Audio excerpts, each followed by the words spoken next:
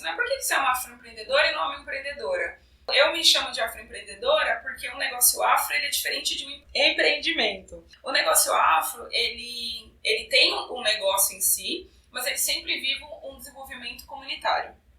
Qualquer negócio preto que você conhecer, a pessoa ela sabe a missão dela.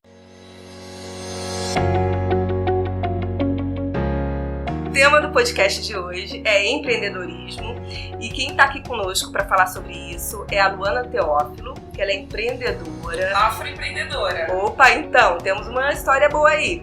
Eu trabalho com a Luana na Bionexo, nós somos PMs do time de produto e a gente tem compartilhado aí muitas histórias, muitos aprendizados. Luana, então se apresente para a comunidade. Bom, eu sou a Luana Teófilo, já faz 10 anos que eu trabalho na área de tecnologia. Eu tenho um percurso de carreira assim, bem diferente, porque eu estudei Direito na faculdade, trabalhava no Banco do Brasil, era uma pessoa totalmente fora do mundo de tecnologia, mas eu tinha um sonho que chamava trabalhar na internet, era o sonho que eu tinha. E aí, quando eu terminei a faculdade, fui morar fora do Brasil, onde eu comecei a trabalhar em startups. Primeiro eu comecei fazendo freelas, produzindo conteúdo, traduzindo, até que finalmente fui trabalhar numa startup na Argentina, morava em Buenos Aires, adorei o ambiente, entendi que era o tipo de ambiente que eu queria desenvolver minha carreira. E aí eu pensei, bom, eu preciso ter um diploma bom para eu poder trabalhar em qualquer lugar, né, para compensar o fato de eu ter estudado Direito, né, o que eu ia fazer para as pessoas me darem oportunidades. E aí eu fui estudar Linguística Computacional na Universidade Sorbonne, em Paris. Fiquei 2 anos no mestrado, 3 anos morando em Paris, estudando e trabalhando.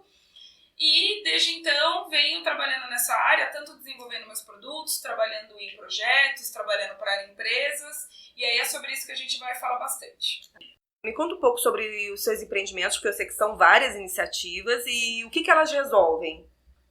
Bem, tudo começa, como eu falei, eu tive um blog lá no ano 2001, 2002, e aí eu escrevia crítica de livros, poesias, né, então tudo, eu sempre gostei muito de escrever, né, eu falo que o meu trabalho básico é ser escritora, escrever, produzir conteúdo. E aí então eu já comecei a entender que aquilo seria algum lugar, que teria algum tipo de profissionalização, mas sem saber muito bem. E aí, me inserindo na cultura digital e trabalhando, no ano de 2009, eu criei o blog Efigênias.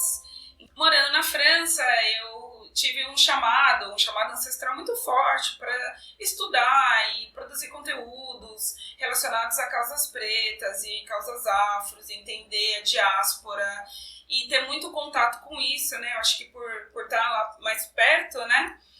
E aí eu criei o blog Efigênias e foi muito engraçado de onde veio o nome Efigênias, porque o meu nome é Luana Efigênia. Efigênia é o nome de uma santa preta da região de Minas Gerais. Minha avó chama Efigênia, minha prima chama Efigênia. E quando eu trabalhava no banco, eu percebi que toda Efigênia que ela era preta. Toda. E eu ficava, que engraçado, né? Mas eu era jovem assim, mas eu notava isso, que toda Efigênia que era preta e morava em Minas Gerais, ou era de Minas Gerais. E aí eu já estava com a ideia já lia muitos blogs e sites americanos, né? Então desde criança os meus pais deram muito contato com a cultura preta americana. E nos Estados Unidos já tinha muitos sites, né? Já estava começando sites de moda, de maquiagem e tal, então eu observava essa linguagem. E aí eu trabalhando lá na Argentina, um dia eu escrevi no Skype, Luana Efigênia. Era um dia que todo mundo tinha mudado o nome para colocar nome e sobrenome, era uma coisa assim, uma brincadeira dessa. E aí, o meu nome era eu coloquei Luana Efigênia. E aí a menina que estava do meu lado, que é uma jornalista, que trabalha num grande veículo hoje, ela falou assim, Luana Efigênia, e começou a rir muito. E ela riu com tanto deboche, com tanto escárnio, ela falou assim, cara, esse nome, tira esse nome, nem combina, Luana é um nome bonito, o que é Efigênia? E aí eu já fiquei tendo aquela parada de falar, cara, minha avó chama Efigênia, minha prima, mulheres pretas chamam Efigênias, e até o nosso nome é uma piada para essas pessoas. E aí eu falei, cara, o meu blog vai chamar Efigênia. Então, tudo isso para falar que as minhas experiências emocionais, elas são muito impactantes nas criações, e nas motivações que me levam a criar coisas. Bem, e aí começa o blog Efigênias, escrever muitos textos e tal. E outra coisa muito interessante que aconteceu é que esse ano a gente completou 10 anos. E eu fiz uma série dos 10 posts mais lidos da história do Efigênia. Então eu pude voltar no tempo. Então foi muito interessante ver também como eu comecei ingênua, eu tava falando de beleza, falando de filmes, falando de rapazes bonitos, e foi se intensificando e ficando mais político, e falando mais de linguagem, e tendo um papo assim com um pouco mais de intenção de impacto do que antes era mais de registro, de compartilhamento de ideias. Então foi muito legal voltar no tempo e falar, nossa, e também ideias que eu já não tenho mais, falar, hoje em dia eu não escreveria esse texto, mas ter respeitado o meu eu de antes. Sim, dessa evolução, né? Com certeza. Tinha hora que eu falava, puta, vou apagar esse texto, nada a ver. Eu falava, não, cara, é o meu texto de 2011, de 2010, e que é importante também, né? É importante ter esse caminho. Então eu gostei muito disso. Aí o blog Efigênias foi indo e eu comecei a estudar muito marketing digital. Então, assim, eu já tô sendo uma pessoa de produto sem saber, porque também não existia esse nome produto digital. Só que eu vi ali, eu falei, putz, isso aqui dá um emprego, cara, isso aqui dá um trabalho de alguma coisa. Eu tinha esse sonho desse lugar mágico que chamava trabalhar na internet, onde eu ia ser livre, eu ia poder viajar, eu ia poder trabalhar em casa. Então, eu já sentia que ali tinha alguma coisa, mas eu não sabia como profissionalizar. Como que profissionalizava um blog? Mas aí eu já comecei a entender um pouco de marketing digital, de AdSense, AdWords, como ganhar dinheiro. Claro que eu nunca ganhei muito, né, só com o blog, pelo menos nessa época, mas eu já sacava que ali era um caminho. E trabalhei em startups, fui morar na França, continuei trabalhando, e lá em Paris tem um ecossistema de startup muito forte, obviamente, né? Então numa cultura, numa economia mais planificada, mais planejada, o empreendedorismo ele tem muito mais espaço. Eu sempre falo que o verdadeiro empreendedorismo não é no capitalismo, é no socialismo.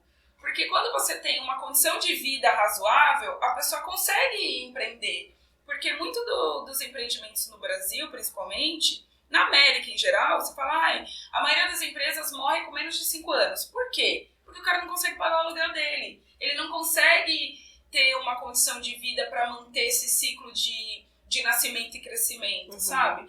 E lá, como você tem um suporte social, não é socialista, mas tem um estado de bem-estar social, lá tem muito startup. E eu pirava nas startups de lá, assim. Tinha uma que era muito famosa, que era assim, só vendia sapato 34. Só sapato. Então a pessoa calçava 34, viu que tinha aquele gap e fez uma mega startup. E eu falava, cara, que maravilhoso você poder se expressar. Então tinha já o blog Efigênias, então eu já tinha uma visão de negócios, eu já fazia parceria, né? Eu já fazia o que seriam posts pagos, então a pessoa queria escrever alguma coisa, então a gente fazia alguma troca, escrevia lá, divulgava. Mas sempre sendo operária. Então eu sempre sou da classe operária, então eu sempre tenho um emprego, é paralelo. E aí, menina, olha que engraçada, né? Agora eu tô lembrando de tudo. Então lá por volta, o Efigênias nasce em 2009. No ano de 2007, eu vendo Paris Hilton de madrugada. E aí tinha uma loja, chamava acho que Lulu a loja. E era a loja mais linda do mundo, vendia coisinhas de menina, assim, aquele e-commerce todo lindinho. Eu falei, gente, um dia eu quero ter um e-commerce. E aí dentro desse site, olha como são as coisas. Eu vi um livro, e o livro chamava assim, The BAP Guide, BAP, B-A-P. Falei, The BAP Guide, o que é esse BAP Guide? E eu descobri que BAP, né, B-A-P, significa um acrônimo para Black African American Princess, que é como eles chamam as meninas pretas burguesas americanas, sabe assim, tipo a Michelle Obama, as filhas dela, ou tipo, lembra do Maluco do Pedaço? A família rica dele, então aquelas meninas eram BAPs, né, BAPs, Black African American Princess. E os meus pais sempre me alimentaram muito com esse tipo de imagem, né, dentro da minha casa, pelo menos, sempre tive essa força mesmo. Você vai fazer uma boa faculdade, você vai viajar o mundo. E a gente olhava muito para essas americanas. E aí tinha esse livrinho, né, da BAP. E aí, nossa, aquelas iluminações, né? Eu falei, nossa, um dia eu vou ter uma loja, ela vai chamar BAP Store. Assim, isso em 2007, no meu quarto, lendo fofoca de celebridade. Eu falei, BAP Store, que era esse acrônimo, né, BAP? Beleza, passou a vida, continuou. Aí, por volta de 2011, aconteceram duas coisas. Um dia eu fui viajar, eu tava em Amsterdã, e lá tinha uma loja, que eu piro nessa loja, chamava Rot, R-O-T, que é vermelho em holandês. e só vendia coisa vermelha. Então tinha relógio vermelho, roupa vermelha, batom vermelho, revista vermelha, prato vermelho, tudo vermelho.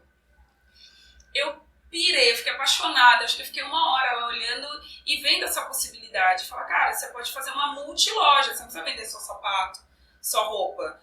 E aí, beleza, ficou lá no meu cérebro. Aí, continuou. Aí, no outro dia, eu tava numa loja. E aí, um dia, tinha uma pulseirinha da Doutora Brinquedo. Sabe essa bonequinha? Sei. Aí, eu lembro perfeitamente, assim, que são momentos espirituais, né? Eu peguei a pulseirinha e falei assim, cara, a Doutora Brinquedo, pra quem não conhece, é uma personagenzinha que é uma menininha preta, que ela brinca que ela é veterinária, eu acho. Aí eu peguei aquela pulseirinha e falei assim, poxa, se quando eu era criança eu tivesse uma pulseirinha dessa, minha vida teria sido totalmente diferente. Porque mesmo sendo adulta, eu senti aquela emoção de ver, né? E aí naquela hora eu falei, putz, quando eu crescer, quando eu puder, eu vou ter a Bap Store. E aí eu vou fazer que nem aquela loja vermelha, eu vou vender todo tipo de produto afro.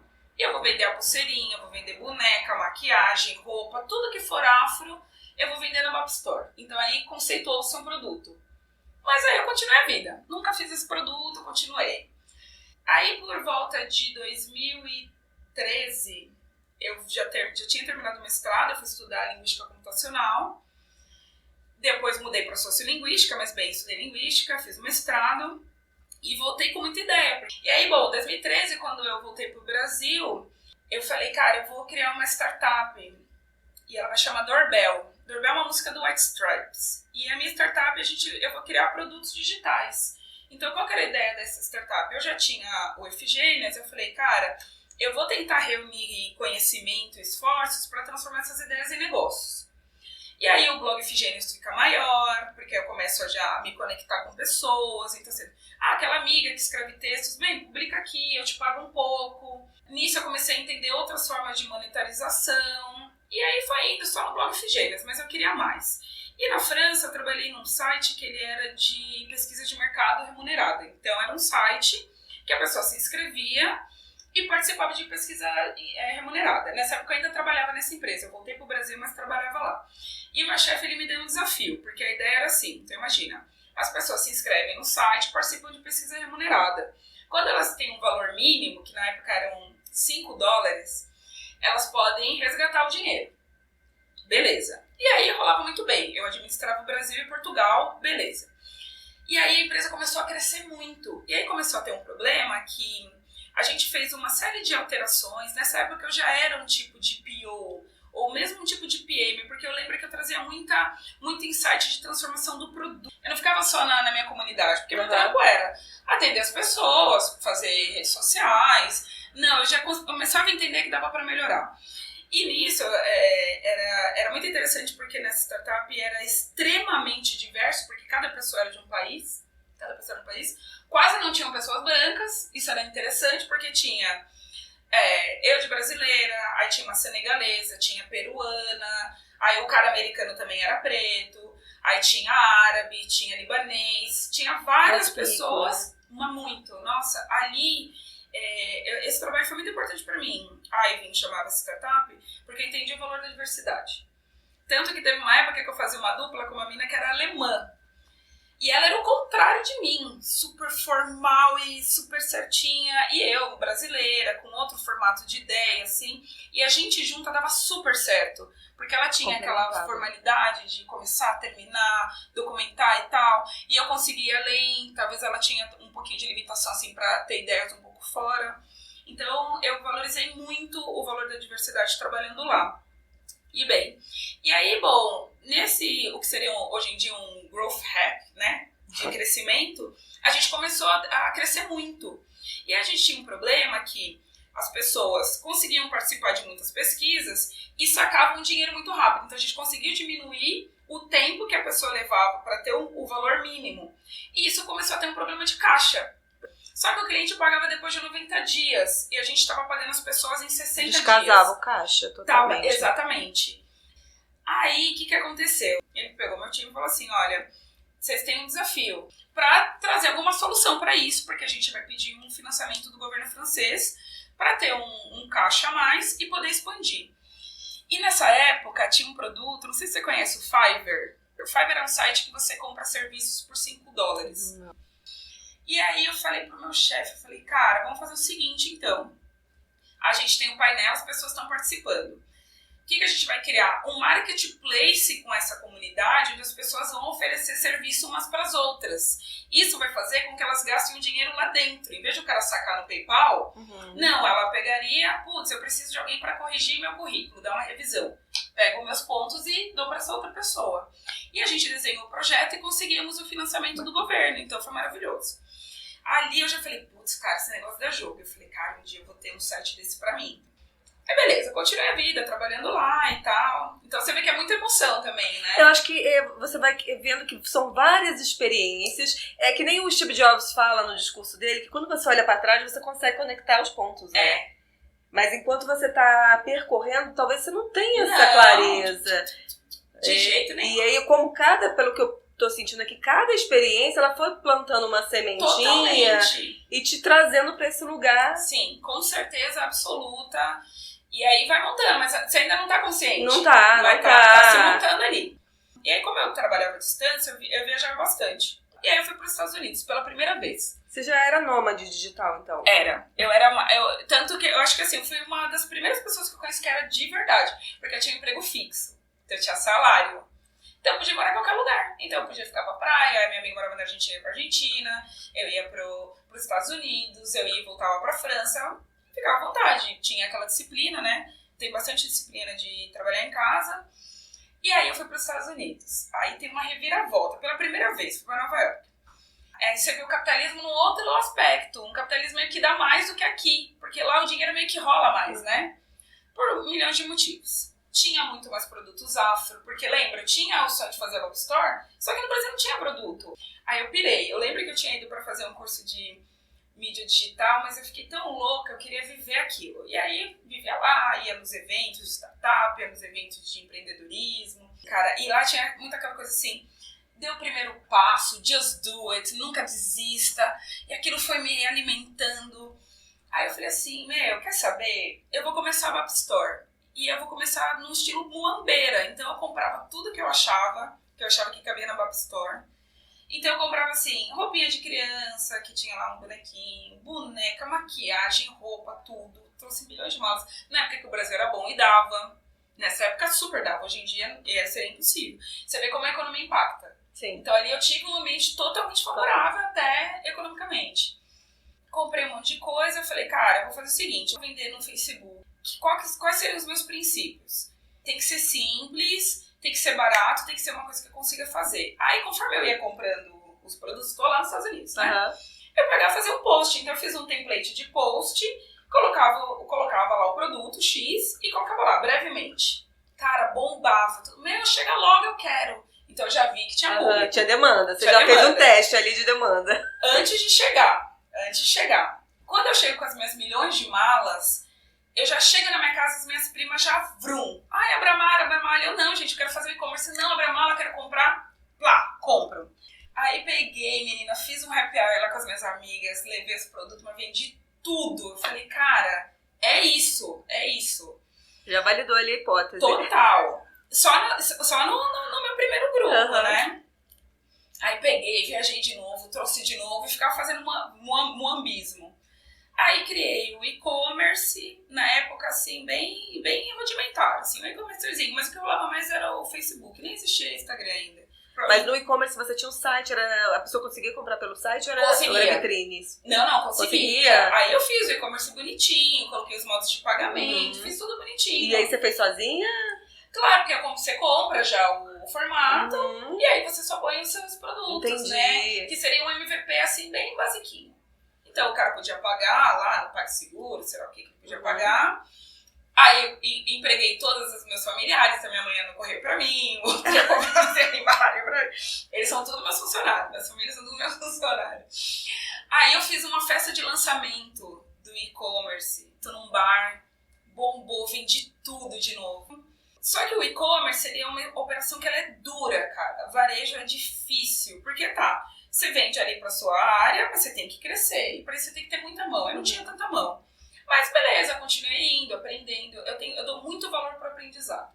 Mesmo que eu não ganhe dinheiro, cara, se eu tô aprendendo, pra mim tá valendo. Eu Não, e essa é a história mesmo, né? Que é o empreendedorismo na escassez, porque não tinha dinheiro pra investir, não tinha nada. Só que eu tinha muita vontade e eu entendi muito o valor do MVP. Aham. Você fazer o mínimo possível pra tentar validar sua hipótese.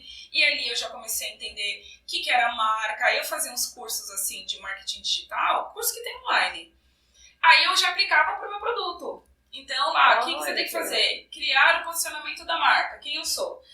Você tem que ter tal coisa. Eu já ia criando e aplicando. Já ia usando e colocava tudo no meu currículo. Eu tava aprendendo e tava aplicando. Aí eu percebi, o e-commerce realmente você tem que ter um fôlego. E aí eu percebi esse problema, cara. No Brasil, eu não tinha produto. Eu dependia do exterior. E dependendo do exterior, eu dependo de câmbio, eu dependo de situação econômica. Aí no ano de 2016, aconteceu uma outra reviravolta. Porque nessa época, depois que eu voltei dos Estados Unidos, eu falei assim, bom, eu preciso ganhar experiência em vendas e comercial. Porque lembra que eu sempre gostei da área comercial, mas eu nunca tinha trabalhado na área comercial. Aí eu falei assim, bom, eu vou começar a trabalhar na área de vendas, que é uma área que você consegue ter oportunidade para entrar. E continuo no digital na minha startupzinha. Então eu continuei tendo contato, desenvolvendo produto, né, numa escala menor, e fui trabalhar na área comercial. Até que em 2016 tem uma grande mudança, assim, né? Que eu trabalhava numa empresa e eu fui despedida porque trancei meu cabelo. E aí foi um baque, assim, porque quando eu voltei pro Brasil, eu achava que enquanto mulher preta, eu ia ser extremamente valorizada pelo mercado. Era a impressão que eu tinha. Eu falava, porra, quem não quer ter uma mina preta, no mínimo, pra tirar aquela foto de diversidade? Na minha cabeça era isso. Eu falei, não, quando chegar no Brasil, sucesso. Mas não foi assim. O racismo veio com tudo, assim. Aí eu percebi, falei, caramba, cara. Não que eu não achasse que não existisse, porque eu já nasci na casa quilombola, a gente já sabia que tinha. Mas eu nunca imaginei, com o background que eu tinha, ia ser tanto. E aí, em 2016, aconteceu isso. Eu trabalhava lá na empresa. Aí a CEO da empresa me despediu, teve todo um drama, toda uma situação, basicamente porque eu trancei o cabelo, como eu tô trançada agora. E esse caso, ele ganhou uma repercussão, então as pessoas estavam olhando pra mim. E eu falei, cara, é agora que eu vou ter que fazer do limão a limonada.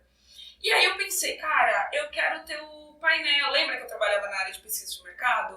Eu falei, putz, cara, eu sempre quis ter um painel, é um negócio que eu conheço, eu fui painel manager, eu sei fazer. Aí eu liguei para a mesma empresa que cedia tecnologia lá para o meu chefe na França, literalmente isso, eu liguei lá um dia, olha, eu sou brasileira, tal, eu tenho uma ideia de fazer um painel afro, não tenho nem dinheiro, mas eu sei fazer, porque eu fui manager, eu sei cuidar da comunidade.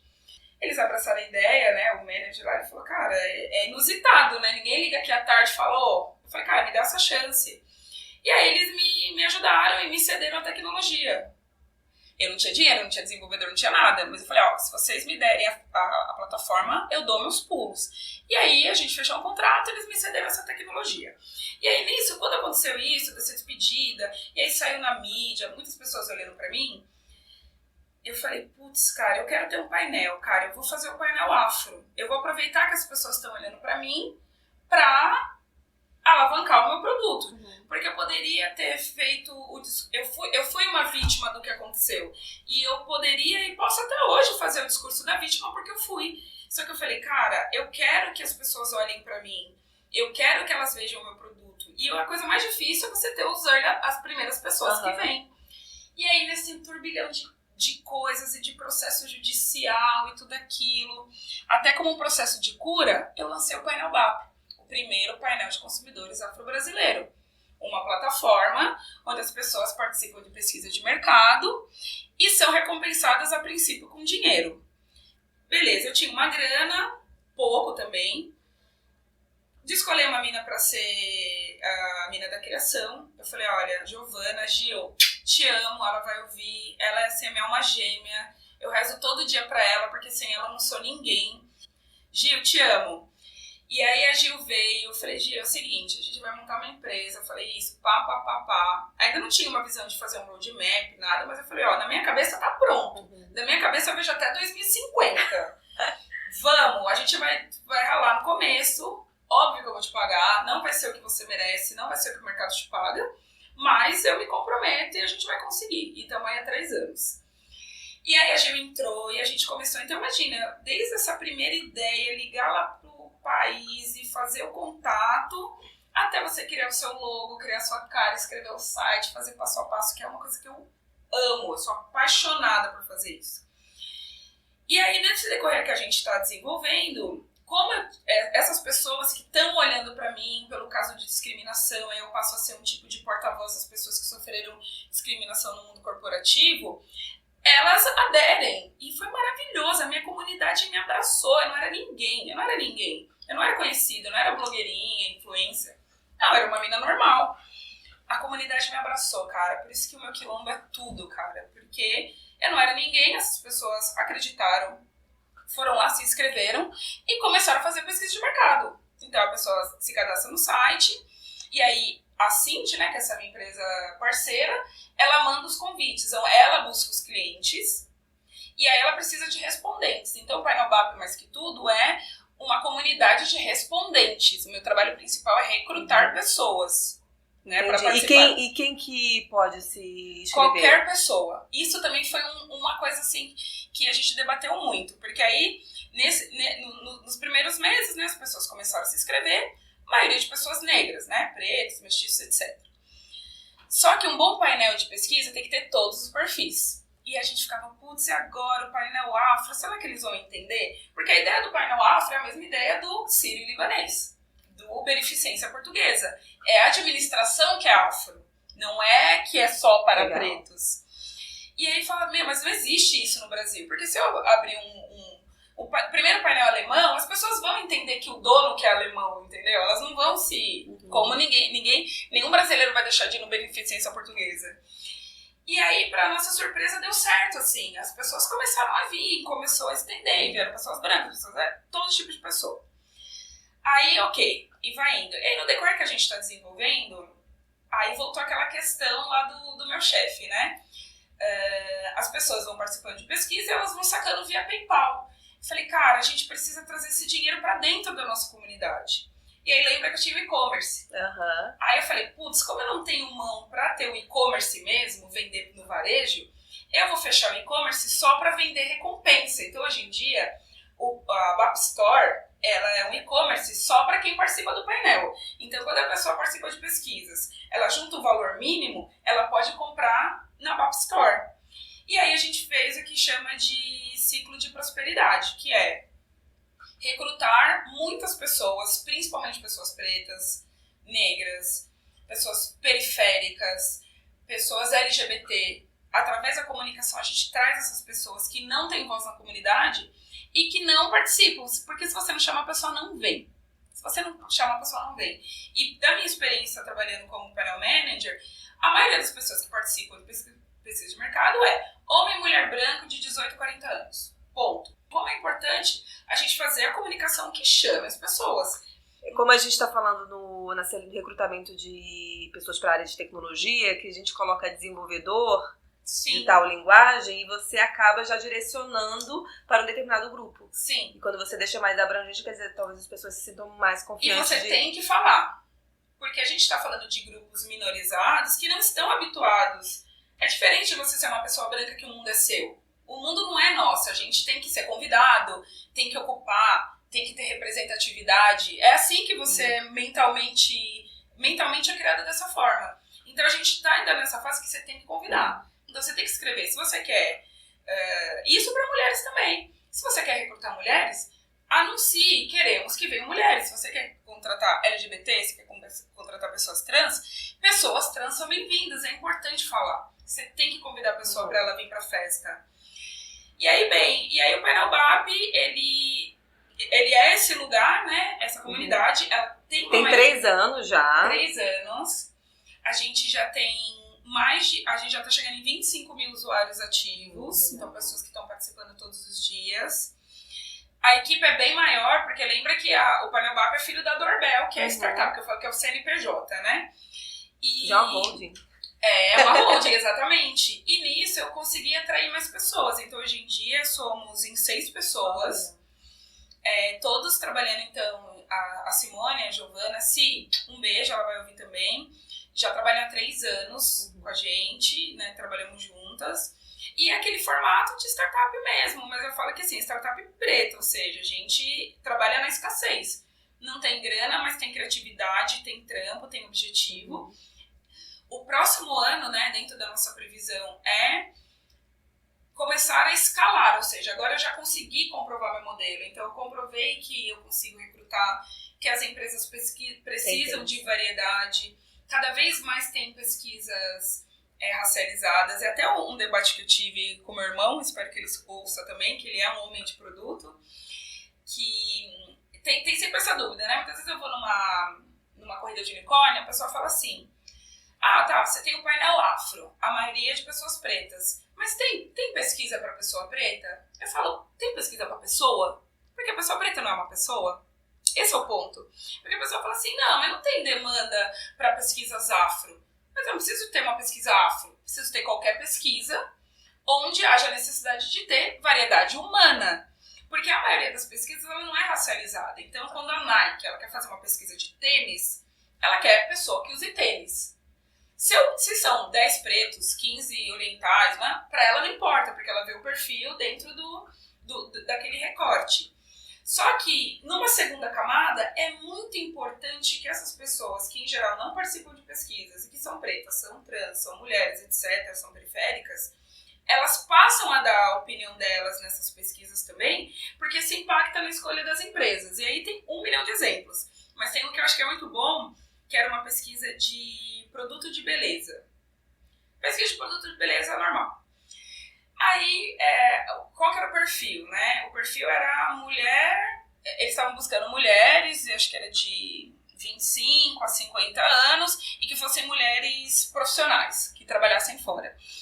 E aí você vai lá respondendo a pesquisa e tal, e aí ele fala, né, um produto que ele já é hidratante, ele limpa, aquele super produto para uma mulher prática, né, que ela não pode ter muitos produtos. E aí teve uma hora da pesquisa que ele falava assim, qual que você considera um bom posicionamento de marca para esse produto? Aí uma das opções era assim, a sua pele hidratada, limpa e rosada o dia inteiro. Se eu não tivesse diversidade nessa pesquisa, e pessoas pretas, pessoas morenas, pessoas que não são rosadas, o empresário, talvez ele desse com os burros na água, porque a maioria do Brasil não quer ter uma pele rosada, não é um valor. Então, foi muito importante que, mesmo sem ter um recorte racializado, vários tipos de pessoas respondessem para falar, cara, isso aqui não é um valor. Se você colocar que o seu produto ele proporciona uma pele rosada, você vai cortar a maioria da população, sim, porque ninguém vai comprar. Então tem vários exemplos desse tipo, vários tipos de observações nesse sentido. E nesse meio tempo começa a bombar o afroempreendedorismo. Num determinado momento, né, junto com o time da Doorbell, a gente decidiu o seguinte, a gente não vai vender os nossos produtos, os empreendedores vão vender os produtos dele. E a Bap Store vai virar esse lugar que vai ser mais uma renda pro cara, porque ele tem o e-commerce dele, tem a loja dele, e lá dentro eu posso oferecer um voucher, posso oferecer um produto, e aí a pessoa que participa, ao invés de receber em cash, ela pode comprar alguma coisa de um empreendedor. E a gente conseguiu... Valoriza a comunidade também, com né? certeza, e faz um sistema de black money. E futuramente, imagina o potencial que a gente tem de se tornar uma fintech. Porque pensa, eu tenho uma economia ali dentro, eu tenho uma produção de riqueza através das pesquisas, sim, que seria o trabalho, imagina que é um país, o trabalho daquelas pessoas é responder pesquisa. O dinheiro está lá dentro, eu já estou levando essas pessoas a fazerem compras. E amanhã, e se eu quiser oferecer crédito? Sim. E se eu quiser ter um meio de pagamento que não seja o PayPal, seja um meio de pagamento nosso? No início você comentou do fracasso das empresas brasileiras quando tentam empreender, né? Um percentual que geralmente é alto. Quando você olha para esse número, o que você acha que a pessoa que pensa em empreender tem que fazer para poder reduzir, sei lá, de minimizar o risco de não dar certo? Embora o não dar certo, como você também falou, pode ser algo que é um aprendizado para uma outra coisa. Então, Ana, eu acho que a questão do MVP ele é muito importante, ou seja, você começar no menor tamanho possível, uhum, que seja sustentável. E isso também impacta até no crescimento da empresa, porque a gente vê empresas que crescem e que não são sustentáveis, porque cresce do nada e não consegue ter esse controle. No meu caso, mas assim, isso foi uma escolha de vida. Eu escolhi dedicar minha vida a fazer isso, então eu acho de boa trabalhar e ter os meus negócios, e isso já dá uma garantia. Então eu consigo errar porque eu tenho meu emprego, tem mais espaço. O que eu falaria para as pessoas tenta começar o menor possível sempre e tenta expandir a sua presença digital, que é uma coisa que as pessoas não fazem, que é uma das coisas que a gente fez no painel BAP desde o começo. Tinha uma tarefa, a gente no momento tinha uma estagiária, que era a Eriquinha, e ela tinha uma tarefa, que a gente chamava de tarefa das páginas, que era criar a presença digital do painel, mas em tudo quanto é lugar. Então era assim, uma planilha gigantesca. Olha, aqui tem uma página de startups, cria o nosso perfil lá. Aqui tem uma página de negócio aqui, cria o nosso perfil lá. Isso foi criando uma relevância. Isso vai atraindo mais pessoas de forma mais barata. Outra coisa também que a gente investiu muito, né? Um beijo, Simone, que ajuda a gente na comunicação, foi justamente usar a mídia como marketing. Porque eu não tenho grana pra fazer campanha de marketing. Mas eu posso dar uma entrevista pra você e vender meu peixe. Opa, olha Entendeu? aqui, Mulheres de Produto. Se inscreva no Painel BAP. Eu posso dar uma entrevista. Então, ela começava a criar essas conexões. Eu preciso de uma empreendedora, entrevista a Luana. Ali eu já criava Perfeito. Então, isso foi formulando. Eu não consigo dar uma resposta rápida. O que a pessoa vai fazer nos 5 primeiros anos para ela sobreviver? Eu não consigo dar essa resposta, porque o Brasil é esse país que a gente já sabe. É muito difícil. Mas o que eu posso dizer é que todas as grandes empresas têm mais de 30 anos. Então, não pense que é em um ano que você vai resolver sua empresa, porque não vai. Usa o máximo. Hoje em dia a gente tem a possibilidade de tocar muitas pessoas barato, cara. Faz uma página da hora no Instagram, faz esse trabalho, tenta criar sua marca, usa o seu tempo para documentar. Então, nesses 3 anos, eu penso assim, poxa, a gente poderia ter crescido muito mais, já ter 100 mil pessoas, só que não seria sustentável para mim ter 100 mil pessoas ativas hoje. É uma escolha, né, também? É uma escolha, você limitar o seu crescimento. Mas eu tenho uma boa documentação, eu tenho uma boa cultura, então hoje em dia a gente trabalha em 6 pessoas, cada um mora em um lugar. Então a Giovana mora na Itália, o Jimmy, beijo Jimmy, mora em Porto Alegre, eu moro em São Paulo, outro mora em Brasília, assim. Então a gente tem uma boa cultura de trabalho, a gente usa metodologias ágeis, Scrum e Kanban, tem uma documentação, então tem uma coisa que chama que a gente chama o livro sagrado da Doorbell, onde a gente escreve toda a nossa história, quem a gente quer ser, o que a gente quer ser no futuro, quais são os negócios. Então tudo isso é a criação de uma empresa. A criação da empresa não é só você vender no dia a dia. E aí muitas empresas acabam crescendo sem ter essa base. Se amanhã eu tiver que crescer pra caramba, imagina que amanhã eu consigo um investimento, eu tenho uma base muito mais sólida do que se eu tivesse forçado o meu crescimento no começo sem ser sustentável. Então, aproveitem e escrevam, cara. Se você tem uma ideia, escreve, põe no papel, documenta, faz seu roadmap, usa suas tecnologias de conhecimento, OKRs, tenta aplicar isso no menor produto possível e vai crescendo, e aí você vai se adaptando. De repente a pessoa começa, ela é full time e trabalha algumas horas por semana, depois ela vai ganhando mais dinheiro, vai diminuindo, sabe? Não faz essa virada muito brusca, porque é muito dolorido.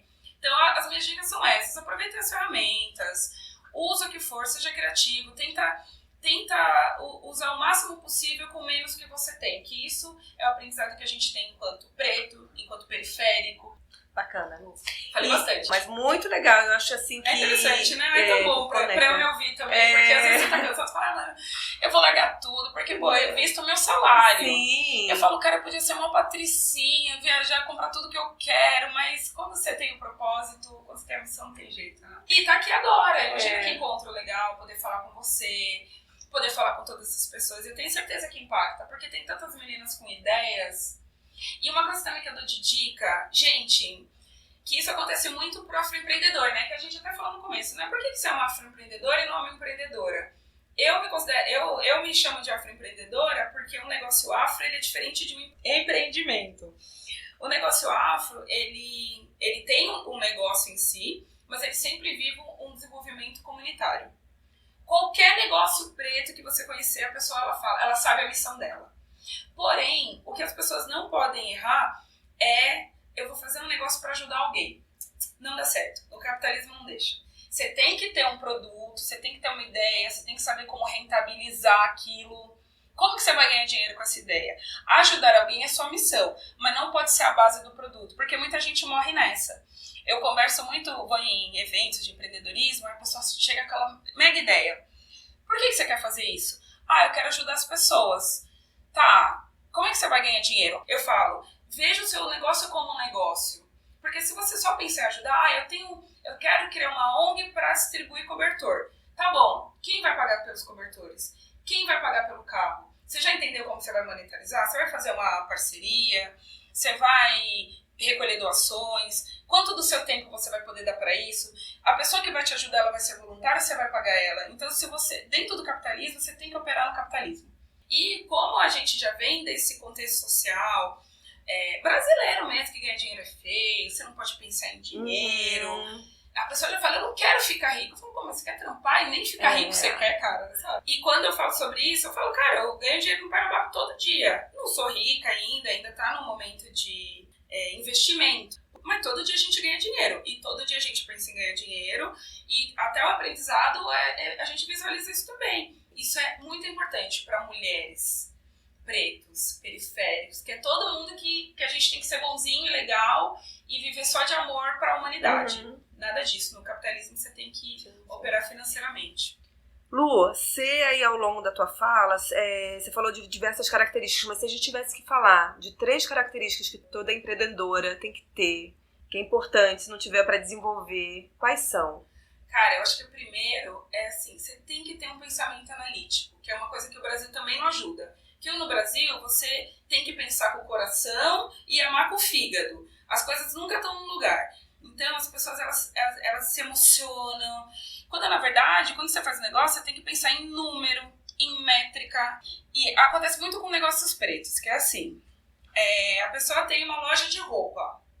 Aí, ela abre a loja de roupa dela, roupas alfa. Aí, a maioria das pessoas que vão comprar vão ser brancas, tem essa tendência. Por um milhão de motivos. Só que esses motivos, eles são numéricos e econômicos, não é sentimental. Então, a pessoa pensa assim, minha comunidade me abandonou, ninguém compra. Calma. Será que os brancos não têm mais dinheiro, tem mais condição de comprar, de fazer uma compra mais pensada? Porque, normalmente, você não vai conseguir fazer o mesmo preço do varejo. Então, será que não é melhor, em vez de você pensar que você foi traído, que as pessoas não te amam, voltar o seu negócio para esse segmento, fazer campanhas que tragam essas pessoas, fazer campanhas para educar para esse consumo, do que responder com sentimento. Então, às vezes a pessoa para no sentimento. Esse é o segundo ponto já? Não. Não, o primeiro ter racionalidade, ser racional, analítico. número. Segundo, pensa com o cérebro, não pensa com amor e com sentimento. Você tem... Mas você não acha importante? Porque eu acho que o propósito, ele desperta Sim, a questão emocional, né? Que às vezes até numa situação em que você tá quase largando a corda... É o terceiro que eu ia falar. Mas o sentimento, ele tem um lugar dele. No dia a dia, você tem que trampar e trazer número. Não adianta. Se eu quero eu quero ganhar tantos mil, eu tenho que ter tantas mil pessoas. Certo. É isso, cara. Você não pode ter o sentimento, mas o meu amigo é meu amigo e ele não compra o meu produto. Você não tem que buscar amigos, tem que buscar cliente. Sim. Tem que ter essa racionalidade. E trazendo pra nossa área de produtos, é isso, do tipo de você entender qual alavanca que você quer mexer, qual o resultado que você espera. E se você não chegou naquele resultado, por quê? E o que você aprendeu com esse experimento e o que pode ser feito diferente. Você tem que ser racional. É lógico que eu, enquanto PM, eu acredito muito na intuição, uma coisa que eu tô me empoderando muito pra falar disso. E várias vezes eu falo com o CEO, eu falo, cara, eu tenho uma intuição. Só que os números, eles também existem, eles são importantes e a gente tem que olhar pra eles também. Então, quando você vai criar um negócio, um trabalho, tente ser racional, porque senão, aí é o terceiro ponto, você se desgasta emocionalmente. Se você achar que em um ano, porque você tem 5 mil amigos no Facebook, todos esses 5 mil vão ter que comprar de você porque eles te amam e você ama eles, e eles não compram, você se desgasta. E você tem que ter uma frieza. Então, eu sempre vejo isso. Às vezes eu quero desistir, eu falo, cara, vou pegar meu dinheiro, vou fazer minhas coisas, cara, vai ficar desenvolvendo. Eu não precisaria, assim, sabe? Tipo, eu já tenho uma boa situação de vida. Mas eu visualizo os meus números, eu falo, eu tô investindo tanto agora, mas porque eu quero chegar nesse lugar, eu quero estar, eu não fico me emocionando na hora da operação. Sim. Eu me emociono na hora de manter a minha visão, de manter, de ter uma visão, de ter uma missão. Mas no dia a dia, cara, é número. Ó, eu tenho que postar 3 vezes por semana no Facebook pra gerar tanto de engajamento, pro cara chegar e se inscrever. É isso, cara. Então, em primeiro ser analítico, ser frio. Segundo, ter números claros de onde você quer ir, pra onde você quer ir. Foca nesses números. Tenta trazer esse lugar mental. E o terceiro coloque o sentimento no lugar certo. O sentimento, até o Steve Jobs ele falava disso, né? Se você não tiver o amor, você não continua, porque é cansativo, cara. Você perde dinheiro, você deixa de fazer as coisas, você fica cansado.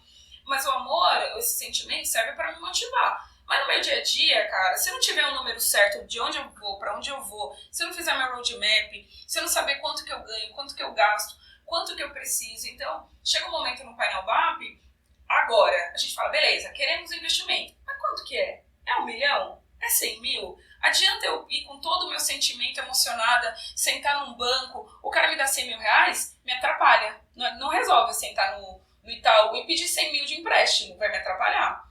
Então eu tenho que estar muito mais fria e entender, beleza, mas quanto que de grana isso vai gerar? Será que o tempo vai estar correto?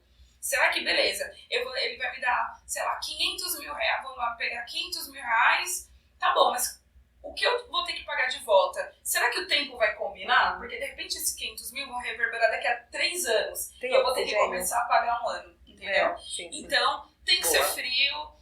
Muitas pessoas me odeiam por isso, porque eu já sou a mina que eu já chego nessas, mas eu falo isso pra gente sobreviver. Deixa o sentimento no lugar certo. Acho que a gente deu o recado, né, sobre essa questão de como empreender. Eu acho que sua experiência foi super bacana. Aí você já deu aí umas palhinhas sobre Luana, dessa sua construção ao longo do tempo. E eu queria agora falar um pouquinho mais sobre isso, né? Como é que você foi se constituindo essa Luana que é hoje, das suas referências, do teu ativismo. Então, fala um pouquinho disso. É bem interessante isso, né? Como é que a gente se torna quem a gente é, né? Então, eu já nasci dentro da casa certa, digamos. Então, os meus pais, eles deram muito conteúdo pra gente. A gente era aquela criança que via filme, ia no teatro, ia no cinema. Eles também, pelo menos dentro daquele lar, dando uma perspectiva maior do que a sociedade tinha pra gente. Apesar de ter questões de gênero, né? Na minha casa, assim, tipo, fui bem criada pra ser uma menina e o meu irmão foi criado pra ser um menino, assim, bem visivelmente.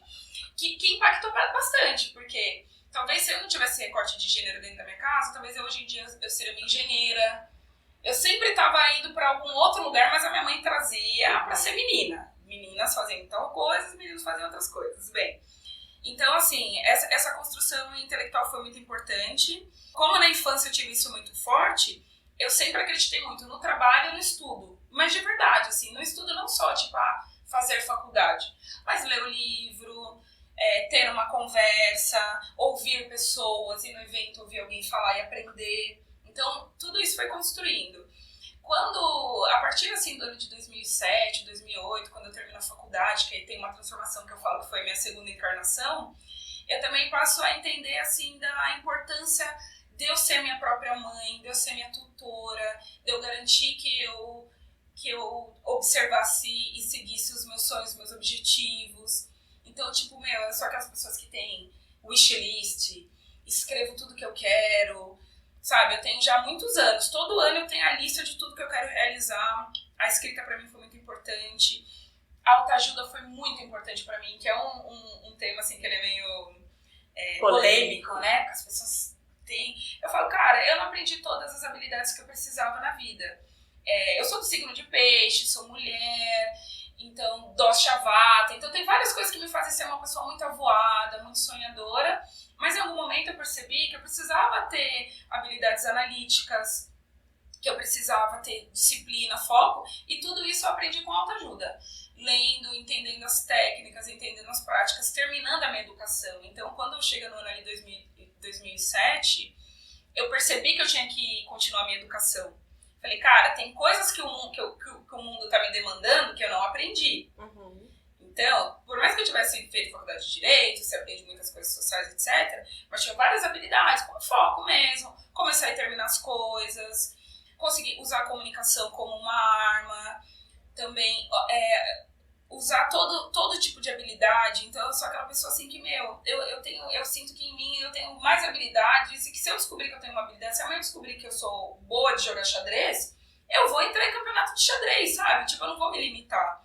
E tudo isso foi muito, muito autoajuda, muito livro de autoconhecimento, entendendo como é que funciona o subconsciente, como que funciona o cérebro. Então, esse compartilhamento de ideias, ter essa noção de mestre e discípulo, ouvir os outros. Pessoas souberam mais do que eu, e aprender com elas. Então, isso pra mim assim, é muito claro. E até hoje, assim, eu levo muito a sério minha educação. Por muitos anos, assim, eu estudava de manhã, acordava todo dia mais cedo do trabalho e tinha a minha gradezinha curricular. Mesmo quando você não estava mais na faculdade? Mesmo quando eu já era mestre da Universidade Sorbonne, cara. Eu fiz matemática do primeiro grau inteira de novo. Porque eu achava que estava faltando alguma coisa, que eu precisava ter algumas bases. Aí eu achei um canal no YouTube lá que tinha todas as aulas e eu fiz o ano inteiro. No finalzinho, se tivesse um diploma, eu tinha até pego o diploma. E esse formato, mas assim, é um formato meu de vida, assim, de ser mais erudita, de gostar muito de ler, de estudar. Eu sei que outras pessoas têm outros formatos. Sim. Mas esse pra mim funciona muito, e eu sou quem eu sou hoje por causa disso, cara. De ter pego a minha educação pela mão. Muito legal. No mês do Orgulho Negro, aqui na Bio, você fez uma palestra que foi super tocante, né? A gente olhava para o lado, assim, realmente sensibilizou todo mundo. E foi uma palestra dura também, né? Foi dura, assim. Que era sobre a questão da linguística e da semiótica aplicada às tretas da internet. E eu queria que você compartilhasse um pouco desse tema, por que você escolheu esse tema. Então, a Doorbell, né, essa minha startup, ela é desenvolvimento de negócios culturais e digitais. Então, a gente faz várias coisas, não é só os sites que tem, o Carambapa, etc. Então, por exemplo, esse curso mesmo, a gente já escreveu em edital, a gente faz muitos editais, Sesc, pode ser que amanhã eu possa fazer esse mesmo curso no Sesc, por exemplo. Então, o meu formato de pensamento é um formato de produto. Mas esse especificamente, eu vou falar de três experiências de produto que não são tradicionais. Esse especificamente, como eu falei lá no curso, né, eu me forjei na treta da internet, cara. Eu sou uma mina da treta da internet. Eu já passei domingos de eu acordar das 9 da manhã até a noite tretando. Gosto de discutir e tal. E isso forjou muito a minha capacidade de raciocínio, minha capacidade de argumentação e tal. E aí eu fui percebendo os padrões. Então já faz, desde o mestrado, né, eu fui estudar lá em 2010, vai fazer 10 anos que eu entrei no mestrado, eu comecei a estudar o branquismo, que são esses padrões de comportamento de pessoas brancas, padrão de comportamento e linguagem. E nas tretas eu percebia que tinha muito disso, e as pessoas não estavam, elas queriam responder, mas elas viam que aquilo era um padrão, mas não sabiam responder. Eu fiz os vídeos, e aí eu pegava os assuntos que a galera estava tretando e explicava a partir de uma perspectiva de semiótica e linguística. Não é um curso assim super denso, né, porque é um assunto denso, né, mas eu acho que deu pra perceber, né, quando a gente fala de símbolos, de signos, de linguagem, de repetição, etc. E aí eu fiz na internet e foi muito sucesso, a galera adorou, porque as pessoas gostam de estudar. As pessoas gostam de estudar, as pessoas não... Elas querem conhecer mais coisa, muitas pessoas, né? E aí, junto com a equipe da Doorbell, a gente falou, mano, vamos começar a vender para as empresas, vamos começar a vender. Aí, porque eu também sou um produto da Doorbell, quando eu vou fazer uma fala, eles me pagam para falar, então faz parte do nosso produto também. O time inteiro trabalha para isso. E aí, esse daí do Linguística e Semiótica, quando a Bio me chamou, ia chamar assim, ó, workshop de como ser branca e não fazer branquice. Aí eu falei assim, puta cara, a galera não vai ficar muito feliz, porque é muito provocativo, tem que trazer o público, as pessoas não estão habituadas com esse conceito, porque depois que você se habitua, eu acho que fica mais de boa, mas de cara, a pessoa não tem o hábito. Aí eu falei, pô, eu vou pegar o curso que eu fiz online, e aí a gente vai testar. Eu falei, mano, vamos testar? Vocês foram minha cobaia. Eu falei, pô, dá pra eu fazer isso, dá pra eu começar a vender aí pras agências, porque eles me chamam muito pra... as pessoas não estão sabendo o que falar, o que fazer e tal. Então, a ideia era trazer de uma forma humorada, apesar que, como público, vocês não riram muito, vocês ficaram tensos, né? O público não reagiu exatamente. Assim, eu imaginava que ia ser tenso, né? Tanto que um dos slides, aquele que eu falo que eu não vou dar biscoito, e aí a Claudinha chegou pra mim e falou assim, a Claudinha, ela trabalha aqui no UX, ela falou assim, nossa, Lô, quando você mostrou aquele slide, eu falei, ixi, abaixa que vai ter tiro. Eu falei, gente, vai ser verdade aqui, eu não vou ficar passando pano não, cara, pra eu chegar aqui. E aí eu acho que foi bacana, porque trouxe um conteúdo, claro que eu gostaria de falar muito mais, ser muito mais detalhada, mas a ideia mais que nada era trazer essa observação, compartilhar essas ideias, e também eu gosto muito de trazer a parte emocional, porque como eu tô aqui no dia a dia, vocês estão convivendo comigo, eu acho importante usar essa credibilidade a meu favor. Tipo, vocês sabem que eu não vou vir aqui pra fazer mimimi, como que vocês acham? Vocês acham que eu não vou vir aqui pra chorar pitanga nem nada? Eu tô mandando um papo muito reto que é real. Então, foi muito legal, assim, foi muito legal. Eu gostei do impacto e eu espero que esse impacto reverbere, que é uma coisa que a gente ainda tá na luta, para que as ações continuem, para que a gente consiga recrutar mais pessoas pretas, para que a gente consiga ser mais inclusivo. Inclusive aqui na Bio eu tô de tutora do time de diversidade, que são os estagiários. Cada grupinho de estagiário tem um projeto. Você faz parte de um, né? Sim. E uma é diversidade. E eles são demais, né? Nossa, cara, jovem é muito legal, cara, porque as ideias deles são muito melhores, é muito mais pra frente. Tipo, eu já sou antiga, o que eu tô falando mal tem relevância mais, porque eles já estão falando de outras coisas. Sei. E aí várias coisas reverberaram, assim, coisas que parecem pequenas, tipo, no grupo de mães da Bio, toda a foto era só de criancinhas loiras de olho azul. Eles foram lá e mudaram e colocaram crianças diferentes que representariam os filhos das pessoas daqui. Eu tenho certeza que a gente conseguiu tocar pessoas. A gente, eu digo, até um squad de Novembro Negro, porque nunca tinha tido. E foi persistente, porque você ficou o mês inteiro ali repetindo. Que foi muito bacana essa coisa de você ter um calendário mesmo de ações, atividades de comunicação para poder reverberar. Então, na verdade, tinha até mais. A gente queria fazer mais ações. Só que aí também, como tinha outras pautas no mês, e aí também a gente pensou que o ideal é, beleza, fazer sempre, pensar que vai ter sempre, no ano que vem vai ter mais, então o que sobrou desse ano. E até ao longo desse, na verdade, senão concentrar, né, que é uma coisa que a gente estava falando. E essa é a minha luta, né, porque tem muito aquele debate que as pessoas falam assim, mas a gente não pode convidar preto só pra falar de racismo. No meu caso, pode, porque é o meu assunto. Então, beleza. Mas tem tantas outras coisas, sabe? A gente traz nutricionista aqui na Bio, traz pessoas cara, você tem que convidar as pessoas pra virem. Você tem que ter esse olhar. Pra contratar mulher tem que ter esse olhar. Pra contratar LGBT tem que ter esse olhar. Porque naturalmente as pessoas não vão vir. Porque aí que a gente fala do racismo estrutural. Já tá feito pra você não vir. Entende? Verdade. Então, você comentou sobre as palestras que você dá. Eu acho assim, como experiência, né, de quem tá abrindo pra essa questão, que começou com o feminismo, agora olhando toda essa questão da negritude, então, de como isso é importante, como a tua fala, né, essas contribuições que você traz, quanto tem sido rico para toda a comunidade aqui da Bio. Então, assim, eu realmente recomendo que as pessoas que estão ouvindo, que elas possam realmente te acionar e levar essa informação, essa conversa para dentro das próprias empresas, porque ela é importante e ela é urgente, né? É urgente, cara. E é o que eu falei, né? Eu não teria tantos benefícios nessa vida se não fosse para ter uma missão. E a minha missão é essa. E desde que eu vim trabalhar aqui na Bio, depois de tudo que eu passei, assim, pra mim é essencial. Eu não trabalho numa empresa se eu não puder ser uma mina preta trabalhando aqui.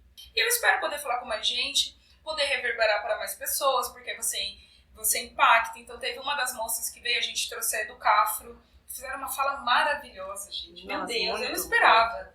Eu não esperava, porque foi muito eles não sabiam que eu tinha indicado, porque foi o Endomarketing que chamou. Então, quando o Frei Davi, o Educafro é uma... eu acho que é uma organização, não sei se chega a ser uma ONG, assim, juridicamente, e eles oferecem cursinhos populares e bolsas de estudos para jovens pretos e periféricos. O que a Educafro faz, o Brasil não faz. Eles têm mais de 20 anos, não recebem R$1 desse país, cara. Eu não me conformo, como o Brasil não dá R$1 para eles.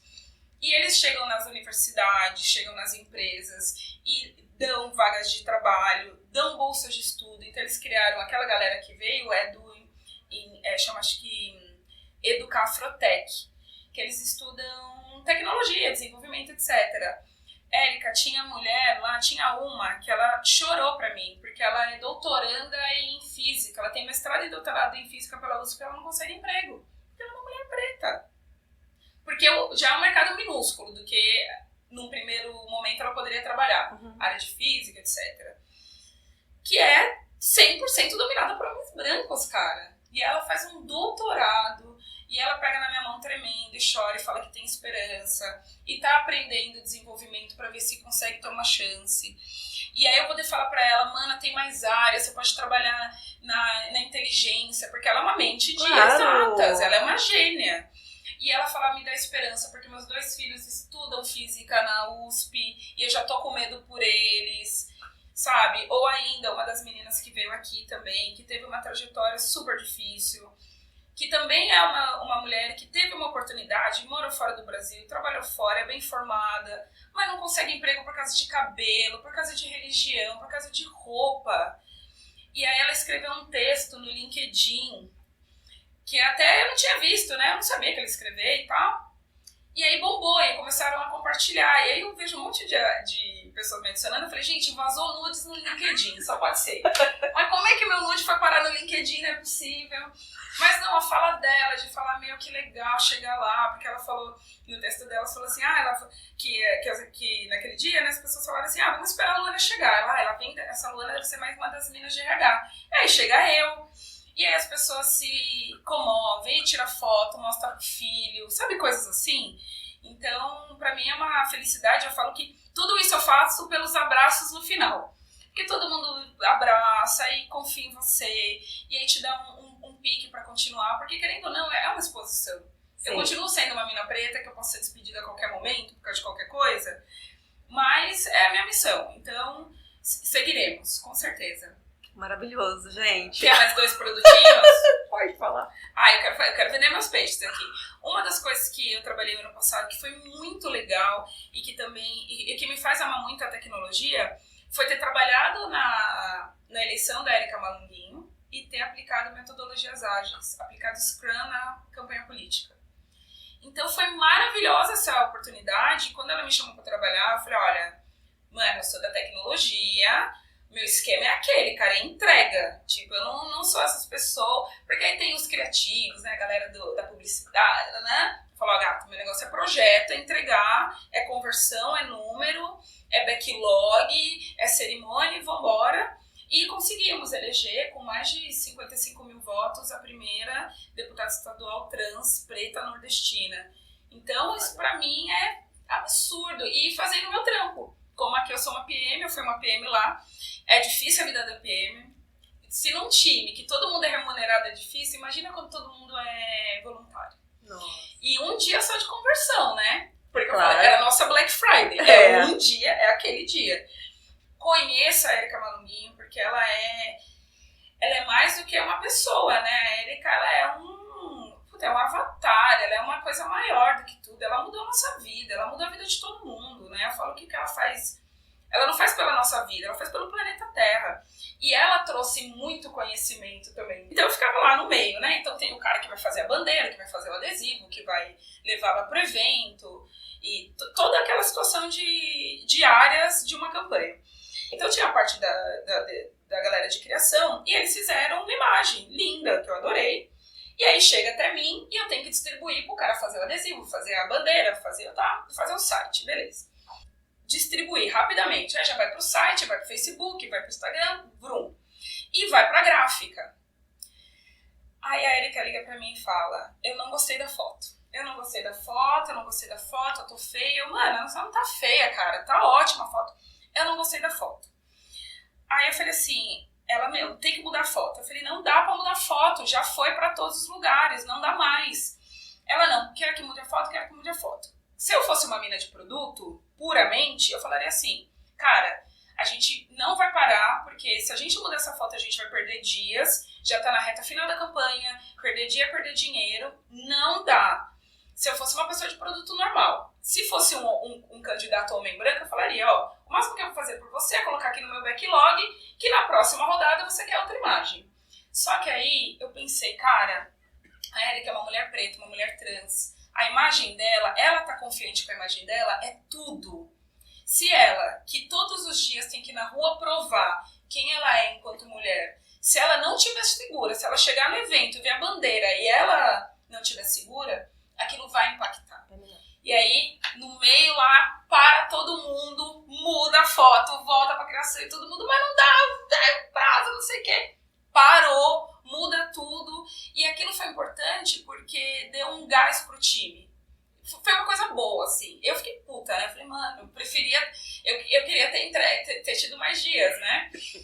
Aí que é a intuição, aí que é o sentimento, você ser humano, aí que é você colocar o sentimento no lugar certo. Sim. Porque não é puramente, ai, tô feia. Não, cara, era muito maior. Então, isso pra mim foi a melhor lição. Eu amo a Erika, se ela ouvir, um beijo, Preta, você é maravilhosa, você é a nossa matriarca, ela é muito importante.